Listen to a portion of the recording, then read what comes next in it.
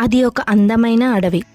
అందులో ఎండకాంతి పడుతూ మెరిసే పెద్ద పెద్ద చెట్లు, రంగురంగుల పూలు, మెరిసే పుట్టగొడుగులు, ఎగిరే పక్షులు ఉన్నాయి. ఆ అడవిలో రెండు భిన్నమైన జీవులు మంచి మిత్రులయ్యారు. ఒకటి ఆకాశంలో ఎగిరే రోమి చిలుక, మరొకటి నేల మీద నడిచే సిల్లునత్త. రోమి ఆకుపచ్చ రెక్కలతో మెరిసే కళ్ళతో ఎంతో అందంగా ఉంటుంది. దానికి ఆకాశంలో ఎగరడం అంటే ప్రాణం.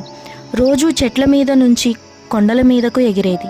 ఎప్పటికైనా పర్వతాల మీదుగా ఎగిరిపోవాలని దాని కల. కానీ సిల్లు నెమ్మదిగా నడిచినా బాగా బుద్ధి కలది.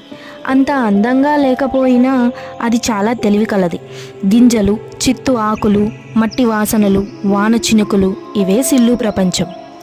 అడవిలోని ఇతర జంతువులు, ఒకటి ఎగిరే పక్షి, ఇంకొకటి కదలలేని నత్త, వీళ్ళిద్దరికీ స్నేహమంట అని ఎగతాళి చేసేవి. కానీ రోమి, సిల్లు మాత్రం నవ్వుతూ మాకు ఈ భిన్నతలే మంచి బంధం అనేవారు. ఒకరోజు ఆకాశం బూడిద రంగులోకి మారింది. ఈదురుగాలులు ఊపిరి ఆడకుండా వీచాయి. మేఘాలు గర్జించాయి. రోమి ఎగిరే ప్రయత్నంలో ఒక పెద్ద గాలి దెబ్బతో రెక్కకు గాయం అయ్యింది. దాంతో అది పొదల్లోని మట్టిలోకి పడిపోయింది. అది సిల్లు చూసింది. గాలి, మట్టి, వాన ఉన్నా కానీ సిల్లు మాత్రం తన మిత్రురాలిని చూడగానే ఆగలేదు. తడి మట్టిలో నెమ్మదిగా నడిచి పెద్ద ఆకులను గూడులా చేసి తెచ్చాడు. ముందుగా కొంత ఆకులు, గింజలు తెచ్చాడు. గాయాన్ని రోజూ చూసేవాడు. రోజులు గడిచాయి. రోమి మెల్లగా కోలుకుంటుంది. సిల్లు రోమికి తిండి గింజలు పెట్టేది. రోమిని నవ్వించేలా చిన్న చిన్న కథలు చెప్తూ ఉండేది. ఇద్దరూ కలిసి చెట్టు మీద నవ్వుకుంటూ రోజులు గడిపారు. ఒకరోజు రోమి సిల్లుని, సిల్లు నా మీదకు ఎక్కువ అని అంది.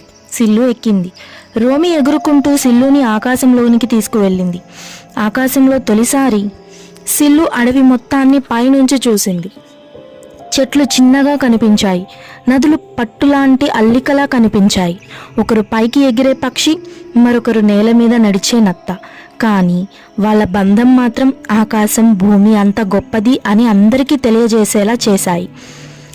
నీతి: స్నేహం అంటే ఒకేలా ఉండడం కాదు, ఒకరి కోసం ఒకరు కలిసి ఉండడం.